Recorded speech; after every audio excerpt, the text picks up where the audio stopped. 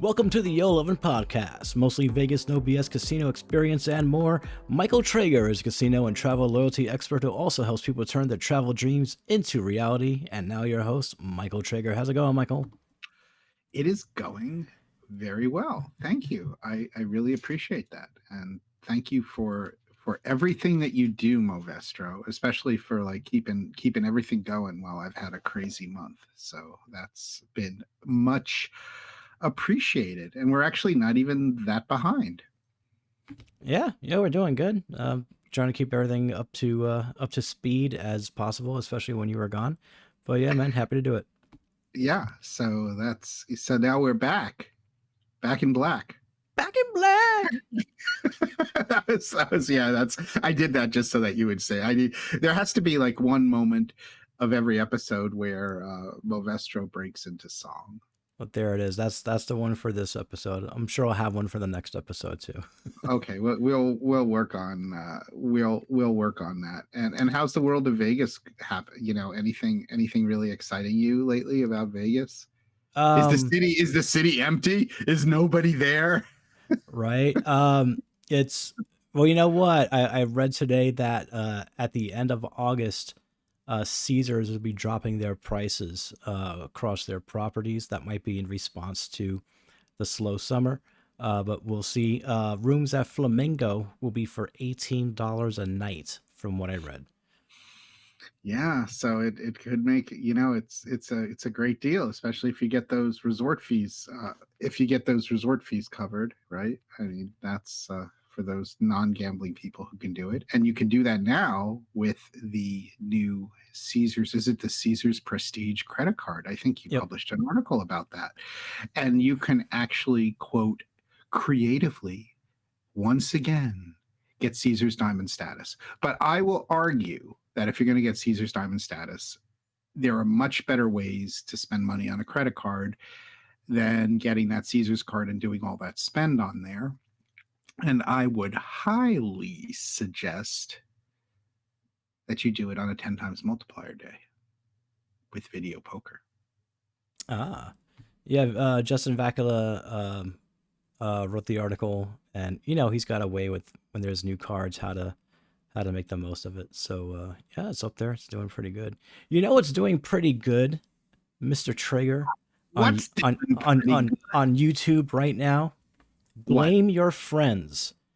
Blame your friends. That video was awesome. Actually, It's got super awesome. over 3,000 views right now. So which is good for us. Oh yeah. Because it's we're quite the niche. But that's we're going to do another Blame Your Friends in October. We just haven't told anyone that we'll be blaming, but we're going to find more friends to blame because that was quite enjoyable.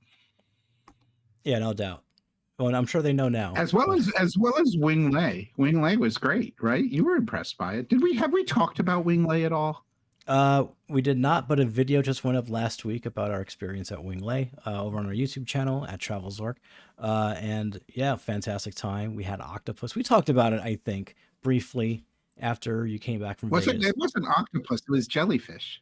I mean, jellyfish. Yeah, my bad. I got them. You're getting your sea creatures all confused. I am. Okay, it was jellyfish. When I saw that video, I totally forgot that I talked at all in that video and gave some descriptions. We got to do a good job with that. I like that idea. We have to do more of that kind of stuff because that was super fun, and that is a restaurant that not enough people talk about, and it really was the first Michelin star Chinese restaurant in the United States. Yep, I believe that we were in good spirits that night, so it was easy to forget some of the things that were spoken about. Yeah, there were a couple of things I forgot. Yeah, that and but back to the Blame Your Friends. My favorite part of the Blame Your Friends video is that we recorded that whole like monologue and conversation in the back of the High Limit Slots room, where almost every other time we've tried to record, they always scream at you. stop, no recording here, no recording, even though you're looking into the garden.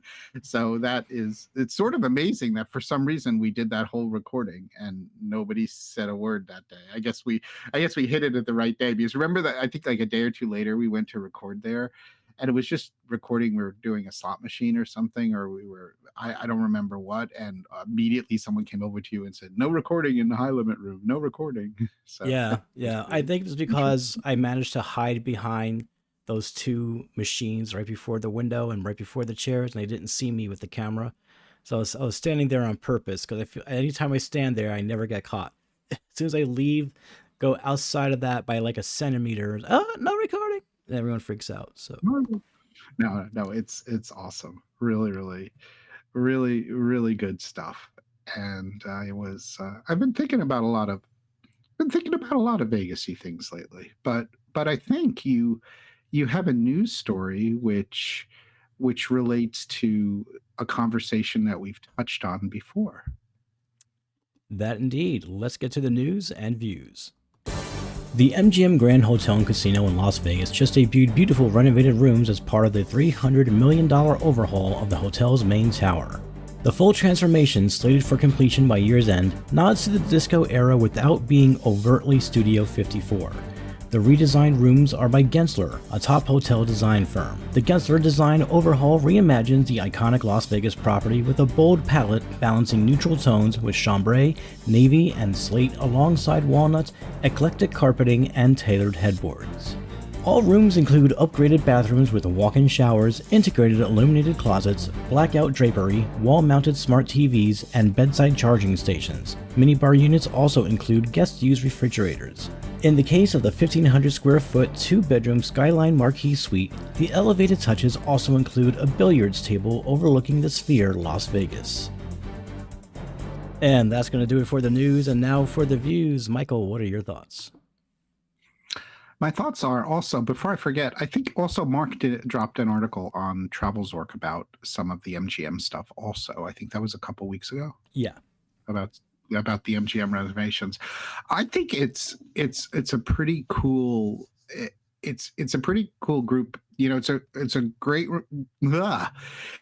I really like the renovations at MGM Grand. But what I really like about MGM Grand is that you have this concept of regular rooms at really good prices.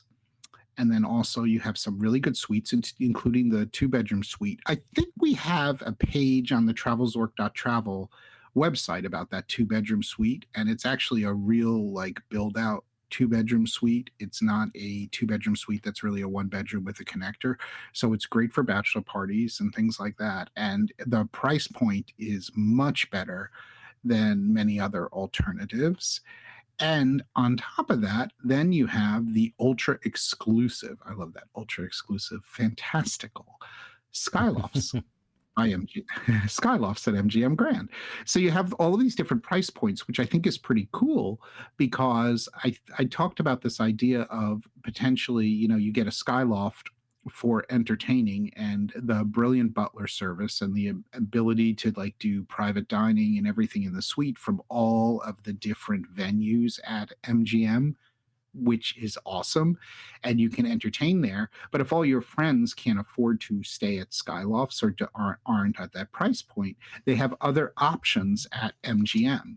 So I think this is a really cool property because you could sort of keep everyone together, but at different price points. And MGM is also part of the Marriott MGM collection. So when we book that stuff with Travelzork Travel, we can add extra benefits and things like that. So that's pretty cool. That's all on the travelzork.travel website and the Vegas experts section.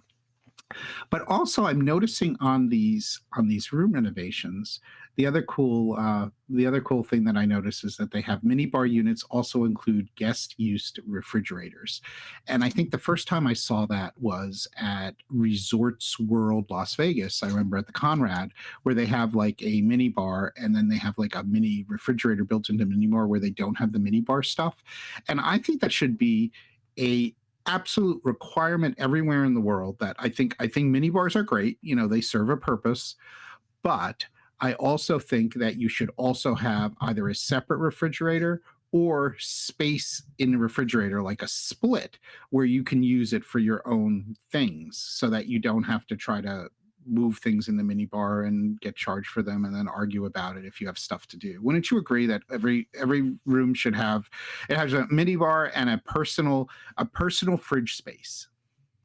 Yeah, yeah, that that's a great idea. Because how many times you get to the fridge? Oh, cool, a fridge. You open it, it's filled with stuff, and you don't have room for your own thing.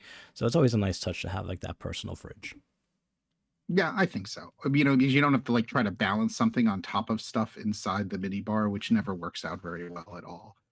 And it's a interesting, it's interesting. And mini bars always are like such a crazy conversation because, of course, the prices of things in mini bars are excessively expensive. But of course, in Vegas, that serves a little bit of a different purpose sometimes because a lot of casino players get everything comp and their hosts comp everything off on the back end.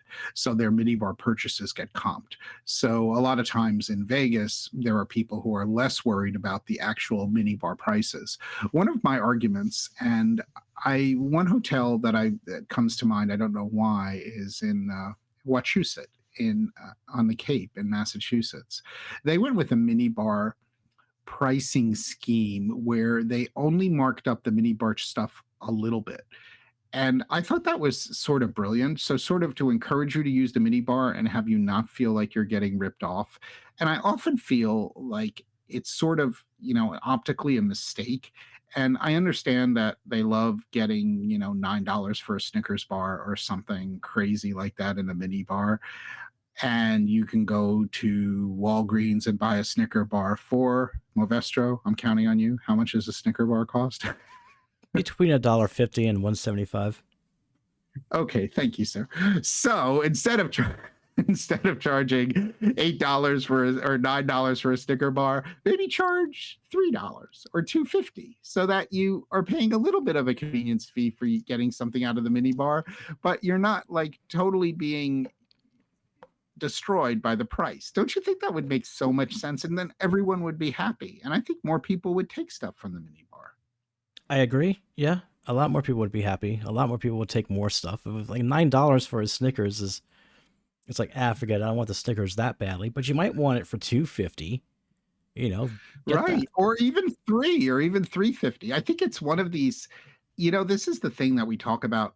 A lot of people talk about like with nickel and diming and stuff. And I think that there is a middle ground where you could charge a little bit extra money for the convenience. But once you start to take advantage of that, and I'm sure that's probably what happened with mini bars. They're like, well, if people who are paying 5, maybe we can get them to pay 9. Or there's probably some incredible spreadsheet where they're saying, the cost of us to service these mini bars and to do everything that's involved requires us to have the price be really high. But I half believe that. But I do think that there is a happy medium and there would be a great balance with that. I don't know if you think it was on View from the Wing. We should link to this if I remember. I'll never remember. But he had an article about recently about the mini bar at Paris, Las Vegas. I'm not sure if it's all the rooms. And they have written very, very like tiny on the print that if you unplug the mini bar, it's like one of those, like not a refrigerator one, but ones that goes on a desk. So sometimes you would like unplug something like that to like move it, or not move it, or they like get an outlet, and they like have Caesars has a surcharge if you unplug the mini bar. Hmm. I guess because that's their monitoring system or something. But I was like, this is the craziest charge I have ever seen. And it's just like, how can you do something like that? I'm gonna find it right now because I'm like obsessed with this now, because it was the other day, and a few people have repeated it. And as people know, View from the Wing is Gary Leff, and he was at ZorkFest last year. He's one of the foremost miles and points and travel experts, and he wrote about this. And of course, I won't be able to find it right away because that's the way the internet always works. But it was a crazy, crazy thing. And he often brings up a lot of things on his website. Here it is, $50 charge because I unplugged a cord. Paris, Las Vegas, fee tiny print fee sums up why visitors are fleeing the city. Well, I'm not really sure visitors are fleeing the city, but he shows a picture of it, and there's a little warning, and it says, for your convenience, we've provided a selection of in-room items to enjoy. Please note that items selected will be charged to your account once they are removed from the tray. Fair enough, that's like normal. And then it says, please refrain from unplugging the tray. If this occurs, a fee of $50 will be applied. That's crazy. Oh my god. I'm gonna give you I'll give you this article to link, Malvestro.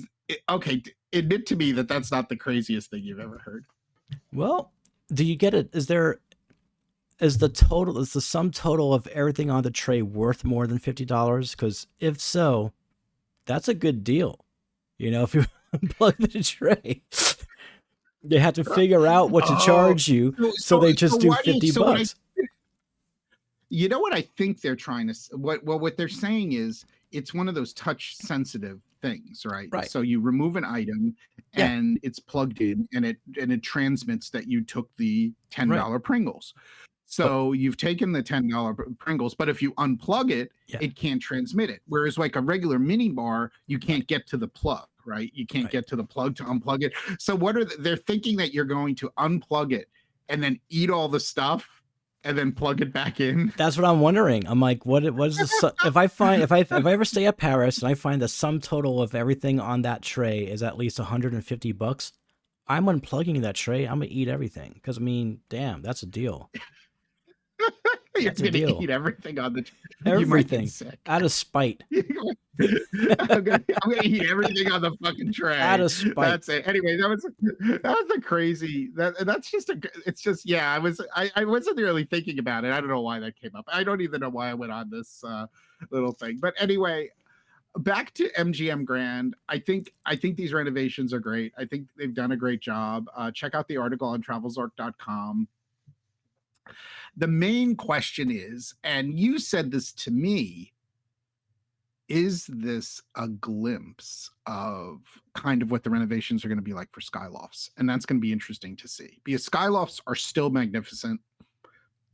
They still look great. They've been maintained extremely well, but all the tech is a little bit old, and the furniture is a little older, but it doesn't look like it's in bad condition. You actually found it to be very zen in SKYLOFTS, right? Like you thought it was like super comfortable. If I could live there, I would. It was just so zenny and peaceful. Loved it there.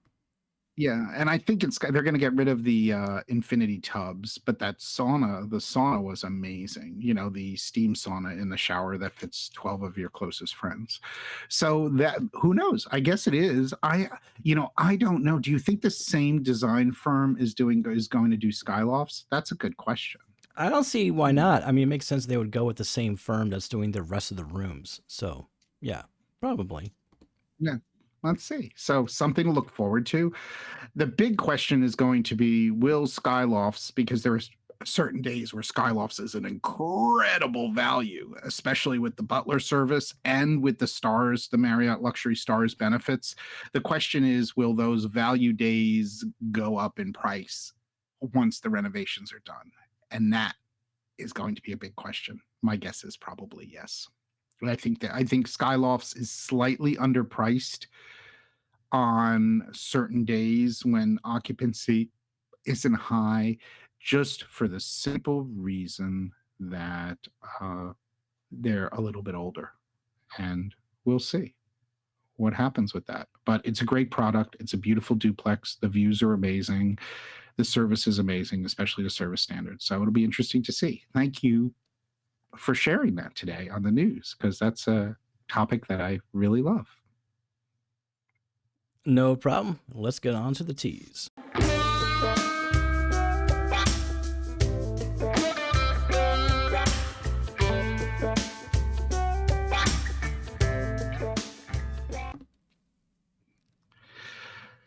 Okay, so what are we looking at here?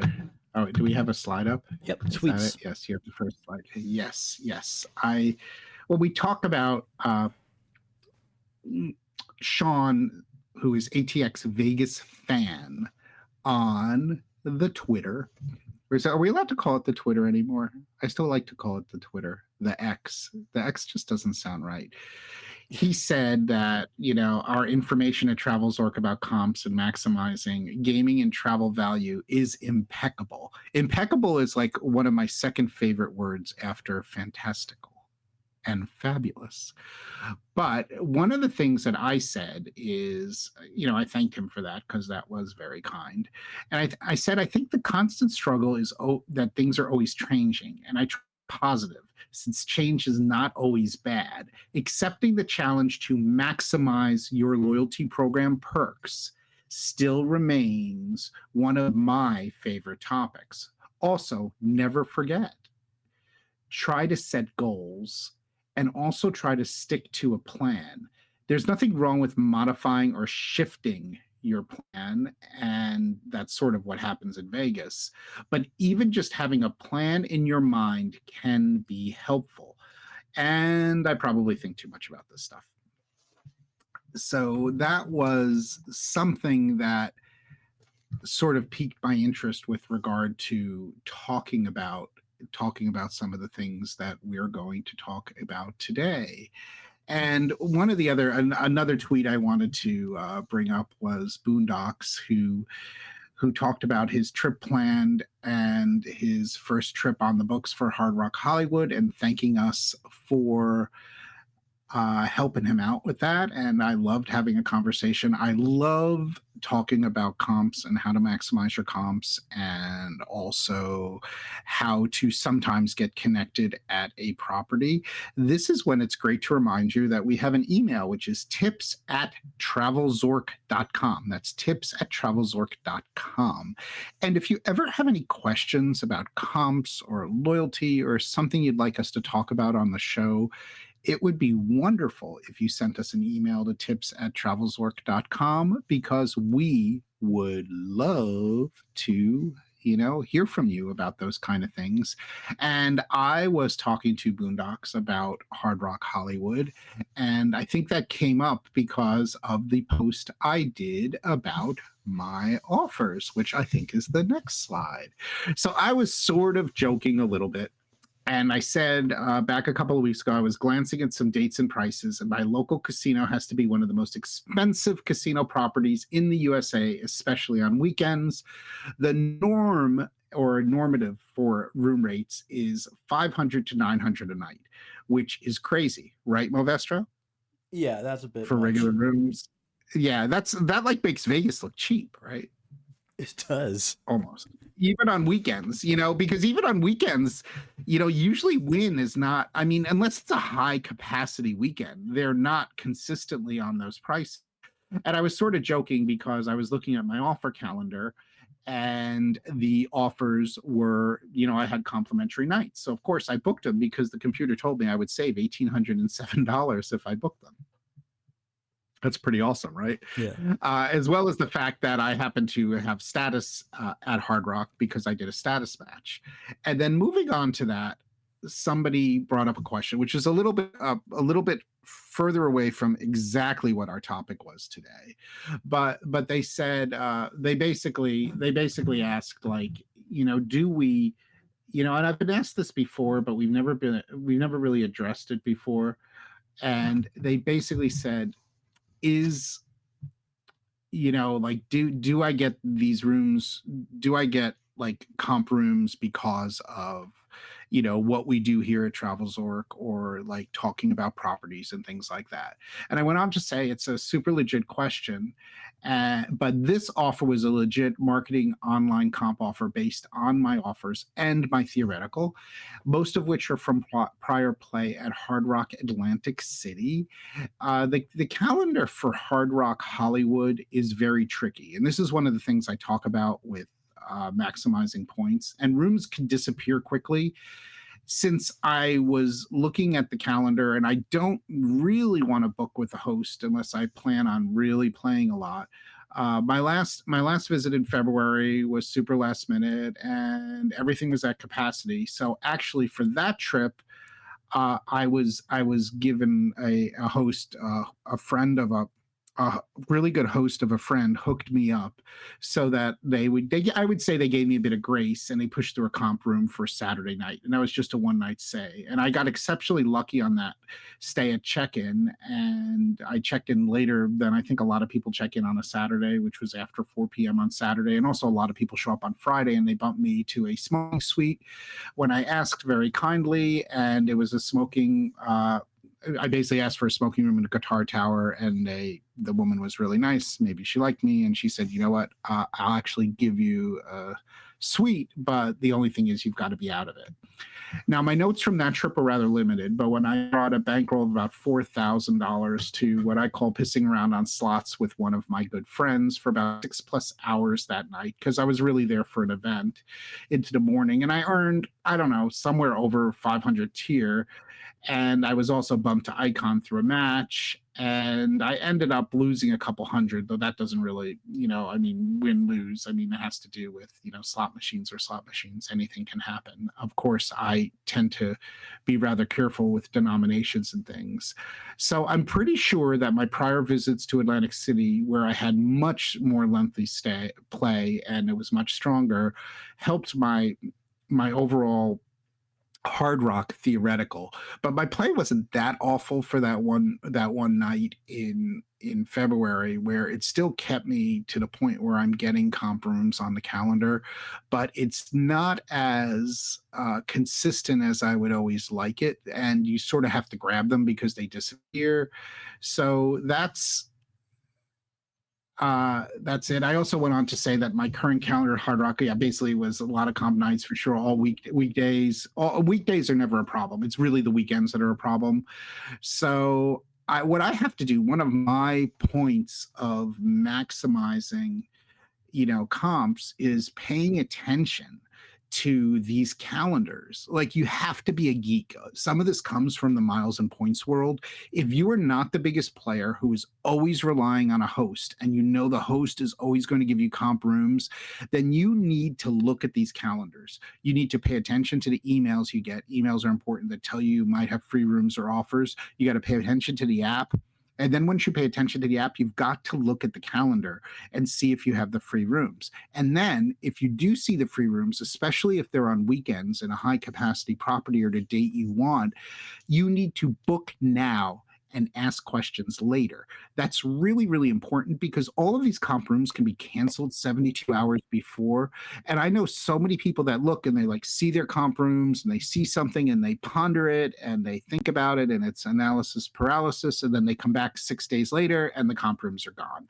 And there's no reason, when you see something and you think it might work for a date, to just book it, because you can always cancel it. And then the next slide, the final one on that, I don't know what I can't remember what I said because I'm old. Let's see. And then I said, the regarding comps for content slide. Whoops. That was it. Whoops. That's the final slide. There. Getting back to my final topic that I said was, is that the regarding comps for comp? No. Next one. Is that it? Yep, regarding comps for content. Yes. Okay. Regarding comps for content, because people ask me that.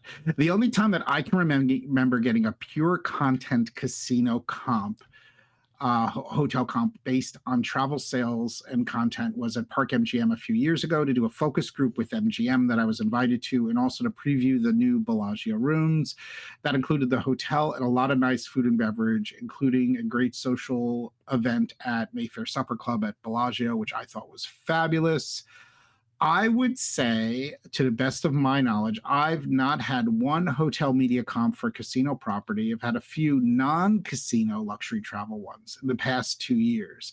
Everything I've done and stayed at has been on my own play, comps, action, or cash, or a combination of comps and cash. I do have good friends and connections at some properties, so my casino comp stays can sometimes be manipulated with an outsized suite upgrade. It's not super common, but I can think of a few examples in the past year. Overall, I play a lot less than I used to play by design, but my play is much more strategic in most cases, with exceptions with those times when I say screw it.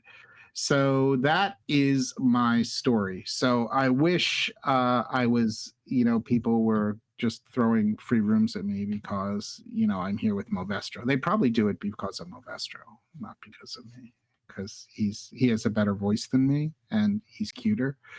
But I'm not really sure about that. I'll have to ask him. What do you think? Is that possible? Is that if we did that?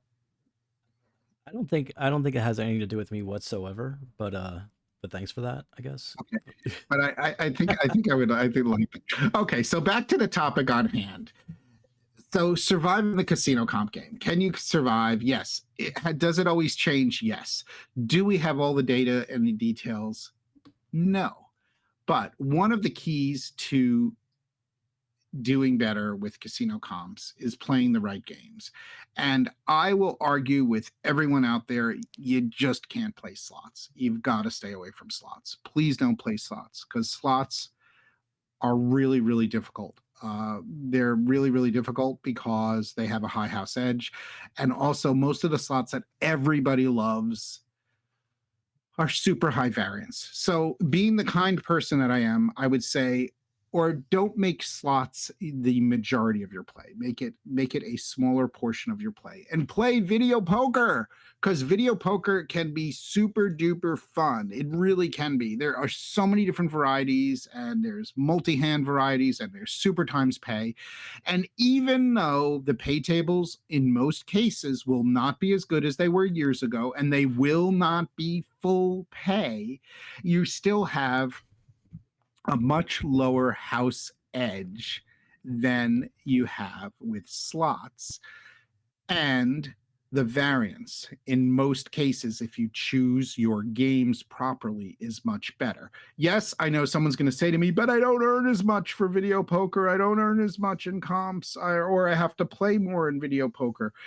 Even the playing more still is not as bad as playing slots when it comes to like potential theoretical loss and also dealing with the variance.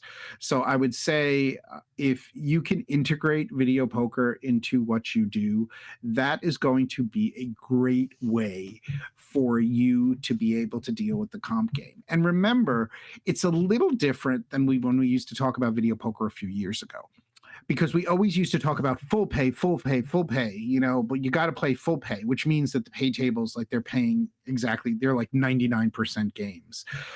And you used to get comps on those games. Well, now on a lot of those games, since the theoretical is so low, that is absolutely true. Your comping is likely to suck or become non-existent because your theoretical is so low. But most of the video poker you're playing today is going to have some like okie dokie theoretical. I mean, it's not going to be as good as slots, but it's going to be a hell of a lot better.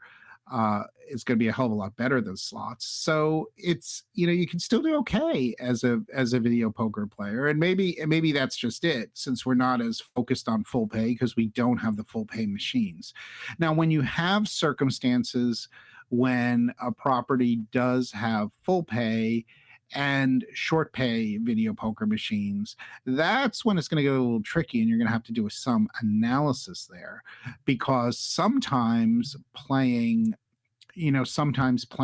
full pay might not be to your advantage if your main goal is comps, like the comp hustle, because those machines, the casinos consider them a really good deal for gamblers and for advantage players. So you're going to have to look at all of that. What's interesting though is in most cases you're still going to earn your tier points for status at the same level with full pay as well as short pay. But that has some variability because Caesars does this all the time. In certain markets, they really ding you. So for example, every $5 gets you a tier point for Caesars at slots. Every $10 gets you a tier point at Caesars for video poker. But then sometimes with the better full pay machines, they not only will they kill you with the horrible, with the fact that you have such a low, giving you such a low theoretical, but they will also really ding you with the fact by getting tier points and make it $25 per tier points or 50. So you need to ask questions and find that out. So the other things that I always talk about, I mean, I'm going to say it again, high variance is really, really, really bad. You've got to think about the variance of games, okay? Because you're not often going to be playing into the long term, and you're not always going to have the right bankroll. Another thing, no matter what game you play, you need to make sure that your bankroll is aligned with your unit of bet. So you shouldn't be playing, $10 a spin, or, $10 or whatever, $10 to $25 a spin video poker or slots if you only have $500, because that's you're just going to wipe out on that. So you need to have a bankroll which is relational to what you are betting. Now for table games, that's easy. You need to have a bankroll. So like you can say, like, if you're playing at $100 baccarat game, you should have at least 50 units, 100 times 50, something like that, right? Wouldn't you think that would make sense as far as bankroll? Just because you can't come up to $100 game and play with $300, because you're going to wipe yourself out. Now, but that all parses, to a $10 table game. You don't need to have, going up to a $10 table game with $1,000 is totally applicable. So for table games, you need to think about that. Part of it also, the reason why that I'm mentioning video poker so much is because it is ratings at table games are highly dependent on what you're rated.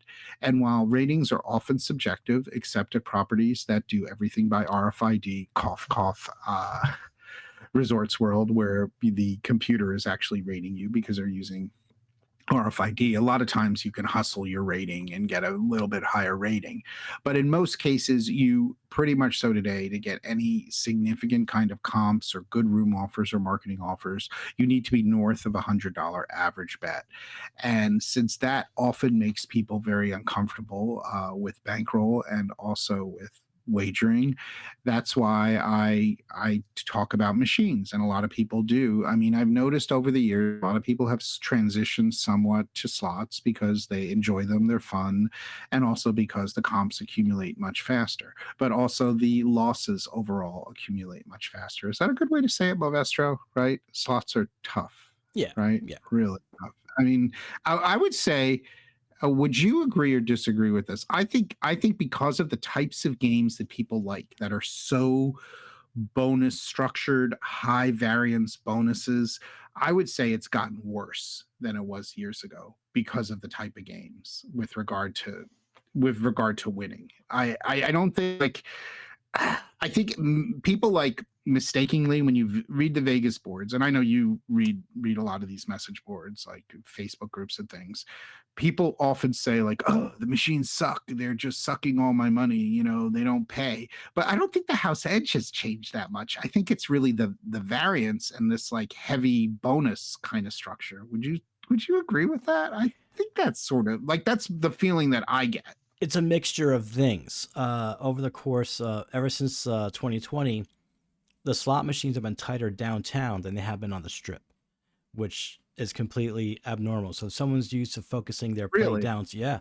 And there's a study that on UNLV every year it comes out, and consistently since 2020, the hold has been higher downtown. So the slots have been tighter downtown. And you would think downtown has the world's loosest slots and all that stuff. You're not getting that anymore. It's actually better now to play on the strip. But if they're focusing their money downtown, they're used to it being, like, oh, it's always a good time, and now it's like it's changed downtown. It's because downtown had the most money to make up after everything closed. So the hold is still within the legal limit, but it's as tight as it could possibly be within the legal limits downtown, as opposed to the strip. So it's a combination of things. There is variance, but it's also slots are slighter and some slots are tighter in some places, particularly downtown. But one of the things with the variance and all of these like games that rely so much on the bonuses, I mean, okay, tighter and not tighter, we're talking 1 or 2 percentage points here, but the games have changed so much in the last 5 years or so. Like these games which are so bonus heavy. I don't know. I think that that's making it, I think that's making it worse for players. Oh So yeah, and those that's games that they sort of like hook you in, like you know the kind of machines. There's three different colored things, right? And one of them is about to burst, and it has to hit on a certain amount or something like that. That thing's gonna burst. People forget they're playing for a bonus round with that. They're not. Remember when bonus rounds used to just happen? Now it's like you're putting all this time into getting that bonus round on that machine, and that bonus round might not make up nearly what you put into that thing trying to get that green bird or whatever it is to pop. You know what I mean? Or that goldfish, well, and whatever the also case you is. have, I mean, you have certain games where, there are certain Buffalo games and other games that are really advantage player AP slots, but when they're in a position where they might have a slight house edge, you're then playing for that situation to happen, and even then the amount of money you might have to put into it for that to happen, is really tough. That's why it's best to leave that stuff to people who are professionals, because it's much more difficult to do. And then I mean, a lot of people have opinions, but really, fundamentally, I guess my point is that you can really enjoy yourself playing video poker. And if you find video poker games you enjoy, overall, your money's going to last longer. You're still going to get some good comps and good offers. And in most cases, the house edge is definitely better. And it's a lower house edge, and the variance in most cases is better, though depending on the video poker games that you play, there are some that are higher variance games. And the other thing is, video poker has pay tables, and the pay tables basically tell you what the house edge is, which is amazing, because when you walk into a high limit room at a casino, you could guess and say, hey, top dollar or triple diamond, those have a lower house edge, but the games that have like either marketing tie-ins like Sex in the City, or some of these like Huff and Puff kind of blah blah games, these games have like higher variance, higher house edge, but you're just guessing it. You don't really know, unless, I mean, in theory, you could test any of that if you played one individual game on one individual day, and you know exactly what your coin in is, and somebody was then able to give you your theoretical numbers for that day, for that, that one, if you only did that one session, that one day, you might be able to figure that out, and then you would be able to figure out the house edge. But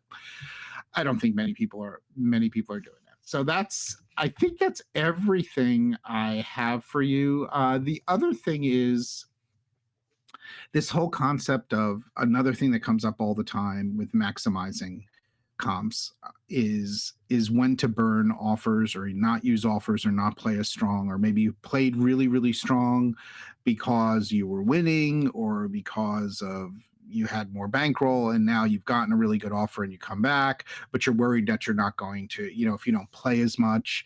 And my usual answer to that is, comps you've earned, you've earned. You can do whatever you want to do, but you're not going to necessarily, be welcomed with lots of future amazing offers if you come back to a casino and play at a level much lower than you played previously. And there are some casinos that even say that, this offer is contingent on the fact that you play at the level that you played previously.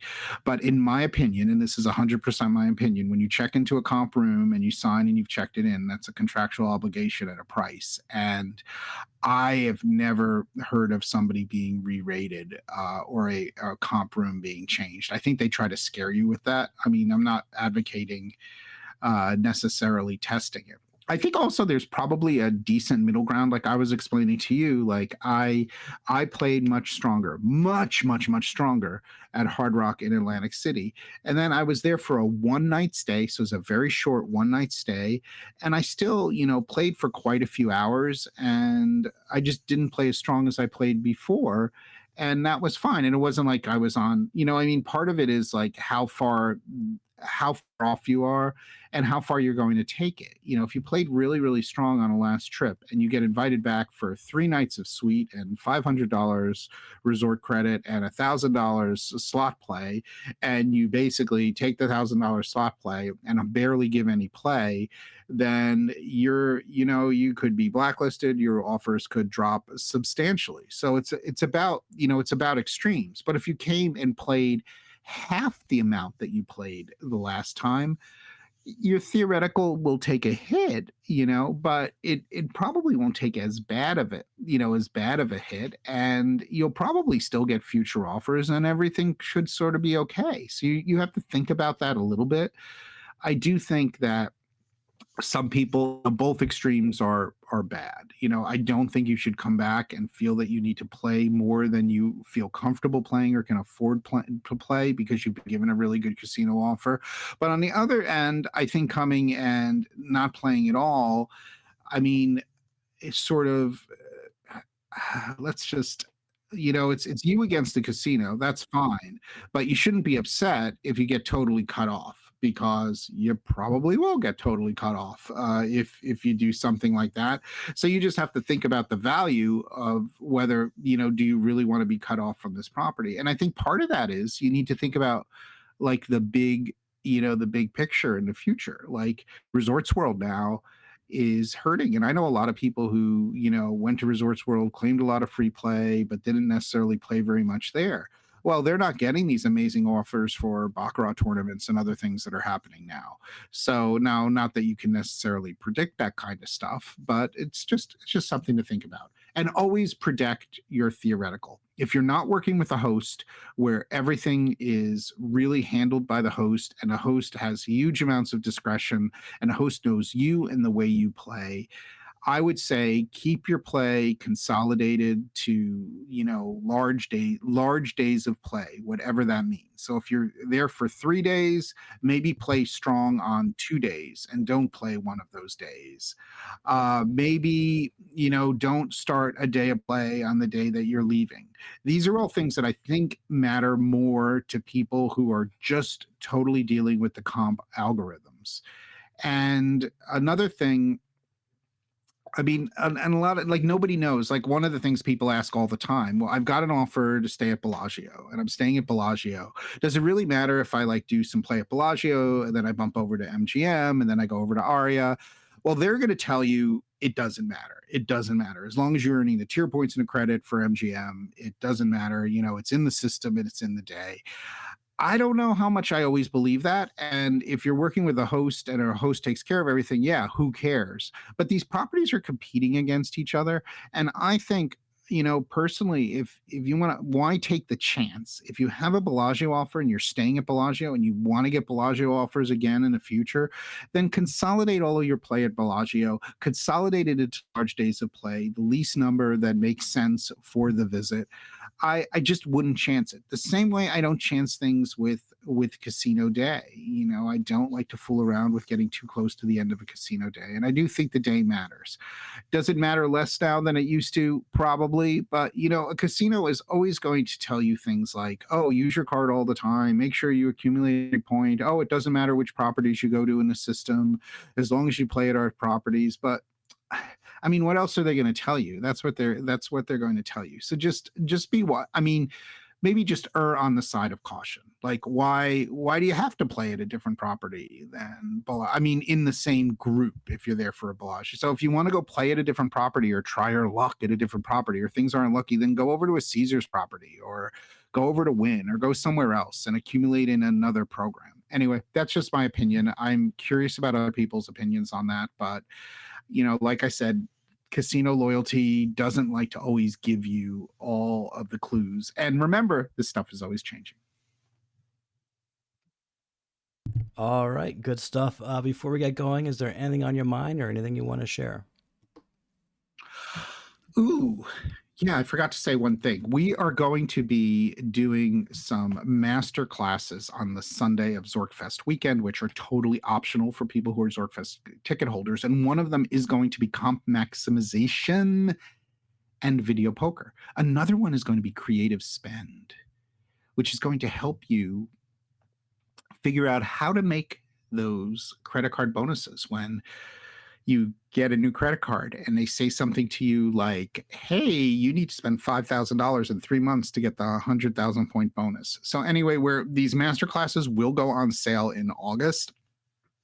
And I'm super excited for the comp maximization one.